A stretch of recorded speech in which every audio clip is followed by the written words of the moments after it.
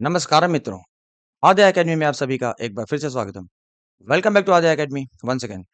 तो मित्रों, पिछले वीडियो में हमने एक्सरसाइज 1.1 का क्वेश्चन नंबर 3 तक डिस्कस किया था, राइट? आज हम करेंगे 4th से लेकर 7 तक। तो चलिए देखते हैं क्या बोलता है question number 4। Given that HCF of 306 and 657 is 9, तो find the LCM of 306 and 657। मतलब क्या है मित्रों? ये जो 2 नंबर्स हैं 306 एंड 657, इसका एचसीएफ जो है ना आपको दिया हुआ है, ठीक है? और आपको इन दोनों नंबर्स के एलसीएम फाइंड करने हैं। तो फ्रेंड्स, अगर आपको याद होगा, हमने इंट्रो वीडियो में एक रिलेशन डिस्कस किया था। क्या था वो? Relation between HCF, LCM and the 2 numbers. क्या था वो relation? It was product of the numbers, product of the numbers, product of the numbers was equal to what? HCF into LCM. मतलब first number into second number was equal to HCF into LCM.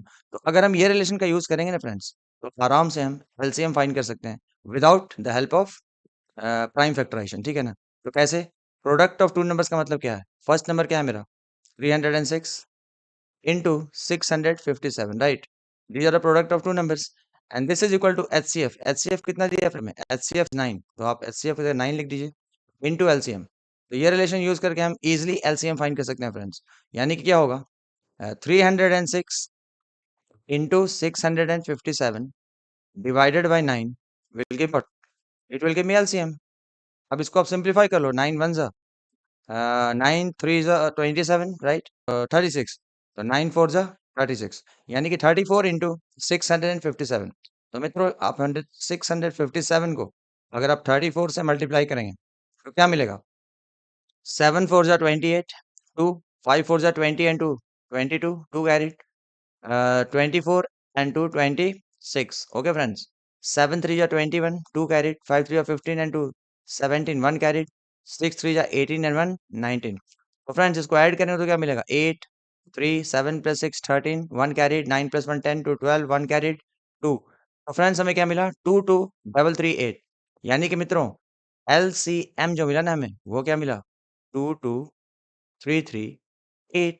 Are you getting friends? तो देखिए, ये relation use करके काफी easy तरीके से हमने LCM को कैलकुलेट कर लिया। आई hope this is clear friends. तो चलिए बढ़ते हैं अपने अगले क्वेश्चन में। अगला क्वेश्चन क्या है friends? Check out whether 6 raise to n, check out whether 6 raise to n can end with the digit 0 for any natural number n. मतलब क्या बोल रहा है फ्रेंड्स? अब आपके पास एक नंबर है, लेट्स से कैसा? 6 रेज टू एन, ठीक है? तो क्या ये 0 से एंड कर सकता है क्या? कहने का मतलब क्या है कि n क्या है? n is any natural number. मतलब क्या है कि अगर मैं लिखूं 6 रेज टू 2, या फिर लिखूं 6 रेज टू 3, या फिर एनी नेचुरल नंबर, कोई भी आप नेचुरल नंबर ले सकते हैं। चलो ना, सबसे पहला नेचुरल नंबर लो आप, 6 raise to 1। So what do you think? ये सब में आप देखिए क्या हो रहा है। 6 रेज टू 1 का मतलब क्या है? 6, इजंट इट? 6 रेज टू 3 का मतलब क्या है? 6 6 या 36, एंड 36 इंटू 6 क्या होता है? आई थिंक 216 होता है। 36 इंटू 6 36 एंड 18, हाँ, 18 21 216। ओके फ्रेंड, तो ये क्या होता है? 216। 6 स्क्वायर क्या होता है फ्रेंड्स? 36। तो हम क्या देख रहे हैं? अगर मैं 6 के पावर में, यानी कि n के जगह कोई भी नेचुरल नंबर रखता हूँ, 1 2 3, या फिर कोई भी नेचुरल नंबर आप रखो, तो आपको दिख रहा है क्या ये क्या है? 36। तो क्या ये 0 सेंड हो रहा है क्या? नहीं हो रहा। क्या ये 0 सेंड हो रहा है क्या? नहीं हो रहा। ये 0 सेंड हो रहा है क्या? नहीं हो रहा है। मतलब ये मैंने खाली 3 एग्जाम्पल लिया आपके सामने, ठीक है? आप कोई भी नेचुरल नंबर लेकर देखिए, तो आप देखेंगे कि एंड में 0 नहीं आएगा। लेकिन मित्रों, ये तो मैंने आपको एक एग्जाम्पल देकर करके बताया, लेकिन इसका बेसिक रीजन क्या है वो आपको जानना जरूरी है। वो क्या? एक तरीके से it's very important concept also.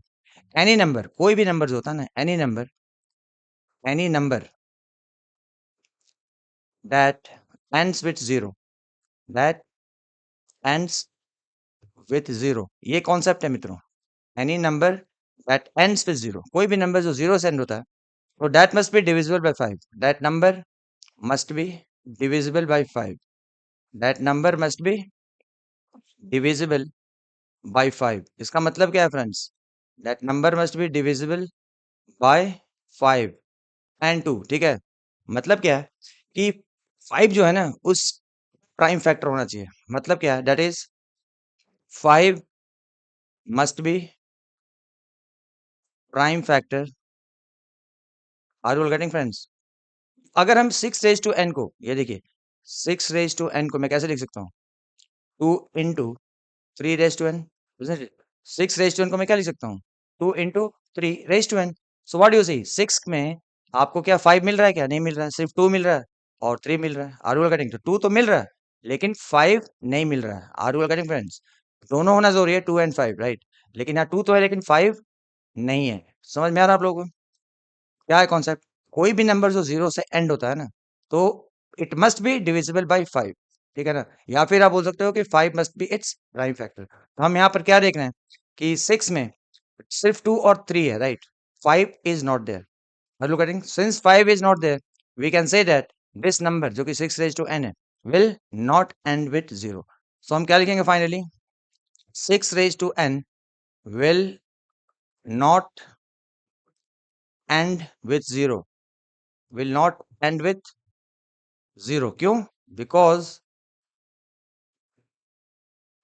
it does not have 5 as its prime factor. Are you all getting friends? और 5 जो है ना वो फैक्टर होना बहुत ही जरूरी है। बहुत ही जरूरी क्या, कि मतलब कंपलसरी है। अगर 5 नहीं रहा तो फिर that number will never and with zero. और मैंने आपको एक्सपेरिमेंट भी करके दिखा दिया, 6 रेज टू 2, 6 रेज टू 3। आप कोई भी n की जगह कोई भी नेचुरल नंबर आप लेकर देख सकते हैं। आई होप दिस इज क्लियर। तो ये concept is very important. Any number that ends with zero, that number must be divisible by 5, या फिर 5 मस्ट बी, या फिर 5 must be the prime factor of that number.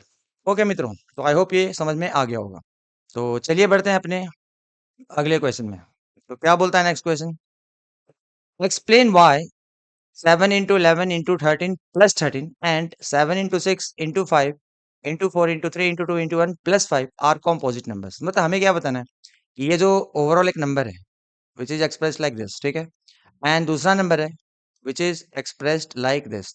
हमें बताना है कि ये क्या है, ये दोनों जो है ना ये कॉम्पोजिट नंबर्स हैं। तो फ्रेंड्स आपको पता होना चाहिए कॉम्पोजिट नंबर्स क्या होते हैं। Composite numbers are those numbers which have factors other than one, isn't it? मतलब खुद से तो डिवाइड हो ही सकते हैं और दूसरा क्या होता है, वन से होता है। तो अगर कोई भी नंबर के फैक्टर्स हमें अदर देन वन मिल गया, ठीक है, तो it is a composite number, isn't it?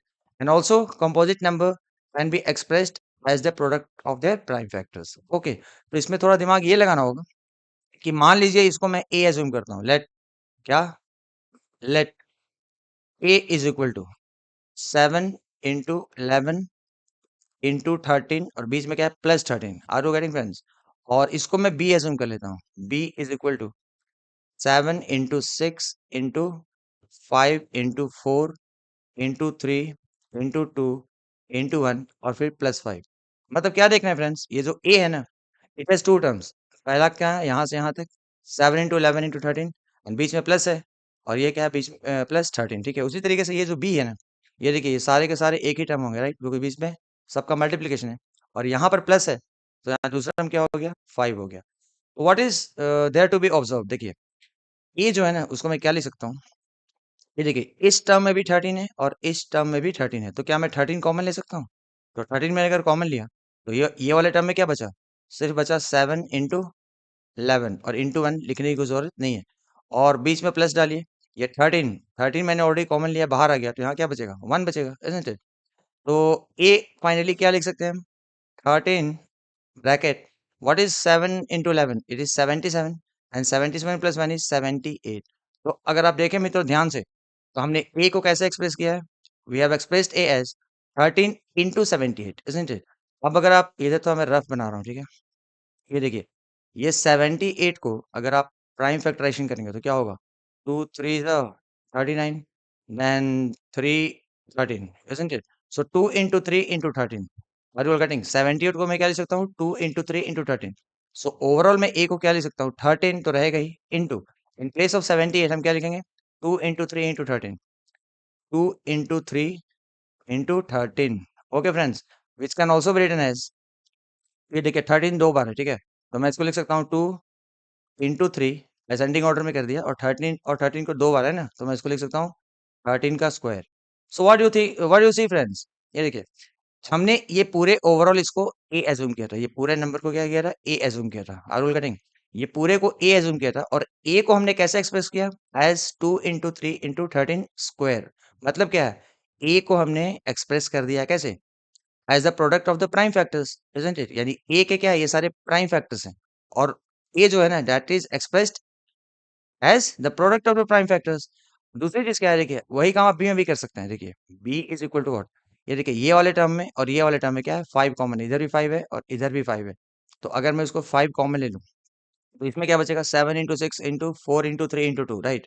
क्या बचेगा फ्रेंड्स, 7 into 6, 5 तो बाहर आ गया, तो into 4 into 3 into 2, ठीक है? इंटू वन लिखे ना लिखे कोई फर्क नहीं पड़ता है, बीच में है प्लस और 5 कॉमन ले लिया तो ये 5 बाहर आ गया, तो क्या बचेगा यहाँ पे, 1 बचेगा, डजंट इट? तो फिर B can be express like what, 5 into, इसको मल्टीप्लाई कर दीजिए फ्रेंड्स, 7 6 जा 42, 42 into 4 क्या होता है फ्रेंड्स, 42 into 4 मेरे ख्याल से 168 होना चाहिए, ऑब्वियस सी बात है ना। 7 6 जा 42, 42 into 4 कितना हो जाएगा, 168, इजंट इट? अब 168 को, ये क्या है, 3 into 6 है, डायरेक्ट आप 168 को 3 into 6 कर दिए, मतलब 3 into 2 कर दिए तो 6 हो जाएगा। तो 168 into 6 क्या होता है फ्रेंड्स, 8 6 जा 48, 4 कैरेट, 36 and 4 40, 4 कैरेट एंड 6 1 जा 6 and 4 10, 1008। और ये बीच में प्लस है, तो मित्रों ये तो हो गया हमारा 1008 एंड +1, यानी कि हो गया 1009। Are you all correct friends? तो देखिए हमने बी को कैसे एक्सप्रेस किया फ्रेंड्स, हमने बी को एक्सप्रेस किया 5 into 1009, ठीक है ना फिर?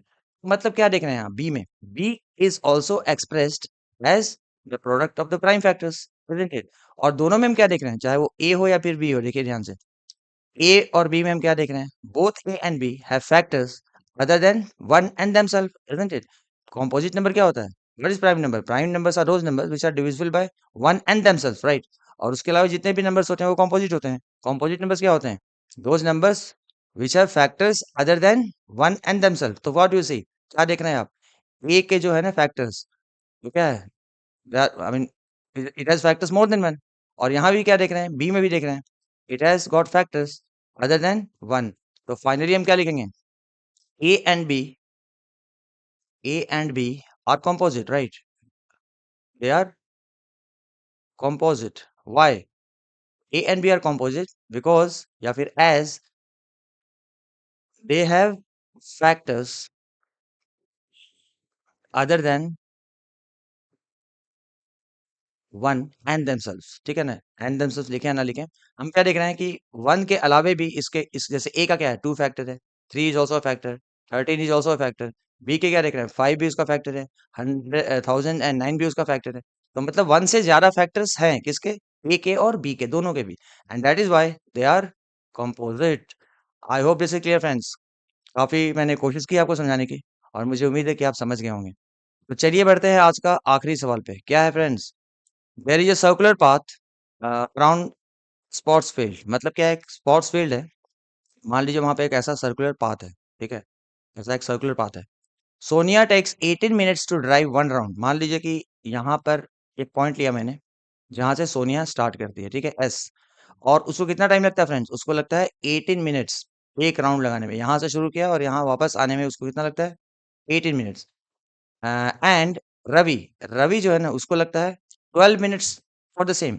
मान लीजिए रवि है, रवि भी अगर यहाँ से स्टार्ट करता है तो रवि इसको लगता है 18 मिनट्स, इसको कितना लगता है 18 मिनट्स, ठीक है। और रवि को कितना लगता है, रवि को लगता है 12 minutes. Are you getting friend? तो सोनिया जब एक राउंड लगाती है तो उसको 18 मिनट्स लगते हैं और रवि जब एक राउंड लगाता है उसको 12 मिनट्स लगते हैं, ठीक है, फॉर द सेम। क्या बोल रहा है, suppose they both start at the same point and at the same time and go in the same direction. मान लीजिए कि सोनिया रवि दोनों ने एक ही टाइम पे यहां से इस पॉइंट से स्टार्ट किया, ठीक है ना, और दोनों जो है एक ही पॉइंट से स्टार्ट किया, एक ही टाइम पे स्टार्ट किया और सेम डायरेक्शन में भी घूम रहे हैं। Are you getting? तो क्वेश्चन क्या बोलता है, after how many minutes will they meet again at the starting point. देखिए क्या होगा कि अब इसका स्पीड कुछ अलग है क्योंकि ये एक राउंड लगाती है 18 मिनट्स में, इजंट इट? और ये एक राउंड लगाता है 12 मिनट्स में, तो दोनों का स्पीड डिफरेंट है। ये इसका स्पीड कम है, right? Same distance Sonia is travelling in 18 minutes and same distance Ravi is moving in 12 minutes, तो इसका स्पीड तो डेफिनेटली ज्यादा है एज कम्पेयर टू सोनिया। तो क्या होगा कि ये थोड़ा जल्दी मूव करेगा और ये थोड़ा स्लोली मूव करेगी। लेकिन कोई ना कोई एक ऐसा टाइम आएगा जब दोनों वापस उसी पॉइंट पे मिलेंगे। बिकॉज़ एक राउंड जो है रवि कम टाइम में लगाएगा और सोनिया ज़्यादा टाइम में लगाएगी। तो फिर कौन-सा वो टाइम होगा? Are you getting? एक क्वेश्चन ऐसे ही पूछ सकते थे that after how many rounds they will meet, okay. लेकिन वो ना पूछकर पूछना है क्या? क्योंकि यहाँ पे टाइम फैक्टर दिया है ना, ठीक है ना? 18 एंड 12, तो they are asking after how many minutes they are going to meet. तो फ्रेंड्स इसका एक सिंपल सा कॉन्सेप्ट है। Uh, they will meet they will meet at time which is equal to LCM of 18 and 12। यानी उनके time का जो LCM है, रवि के टाइम क्या है 12 मिनट्स और सोनिया का टाइम क्या है 18 minutes. Are you getting friend? तो इन दोनों टाइम का जब मैं एलसीएम लूंगा तो वो जो टाइम निकलेगा ना उसी टाइम पे वो मिलेंगे। I hope this is clear what I am trying to say. मतलब देखिए हमें क्या करना है, 18 और 12 का एलसीएम निकालना है। Because they will meet at what time, they will meet at time which is equal to LCM of 18 and 12। तो हमने ऑलरेडी काफी अच्छे से सीख चुके हैं कि 18 और 12 का एलसीएम कैसे निकालेंगे।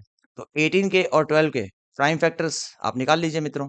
तो 18 का क्या होगा फ्रेंड्स, काफी आसान है, 2 इंटू 9, 3 इंटू 3, यानी कि 2 इंटू 3 इंटू 3। इसको मैं कैसे लिख सकता हूँ, 2 इंटू 3 का स्क्वायर, ठीक है ना? 3 इंटू 3 को मैंने कर दिया 3 स्क्वायर। सिमिलरली 12 के क्या होंगे फ्रेंड्स, 12 के प्राइम फैक्टर्स क्या है, 2 6 देन 2 3, यानी कि 2 इंटू 2 इंटू 3। अब 2 इंटू 2 को मैं डायरेक्ट 2 स्क्वायर लिखता हूँ इंटू 3। सो ये देखिए 2 स्क्वायर इंटू 3। तो मित्रों एलसीएम के रूल्स क्या पढ़े हमने, एलसीएम ऑफ टू नंबर्स क्या पढ़े हमने, वो नंबर मतलब दोनों में हो या ना हो उससे मैटर नहीं करता है। लेकिन जैसे कि फॉर एग्जांपल ये 3 है, 3 यहाँ भी है और यहाँ भी है, आर यू गेटिंग? लेकिन 3 जो 18 में है ना उसका पावर ज्यादा है, तो we have to consider that one whose power is greater. यानी कि 3 तो है लेकिन यहाँ पे 3 रेज टू 1 है और यहाँ पे 3 रेज टू 2 है। सो हम 3 के क्या लेंगे, 3 का स्क्वायर लेंगे। Are you getting friends?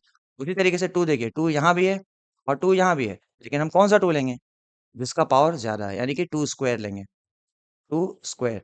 तो फ्रेंड्स एलसीएम क्या हो जाएगा, 3 का स्क्वायर सबको पता है 9 होता है और 2 का स्क्वायर क्या होता है, वो है 4।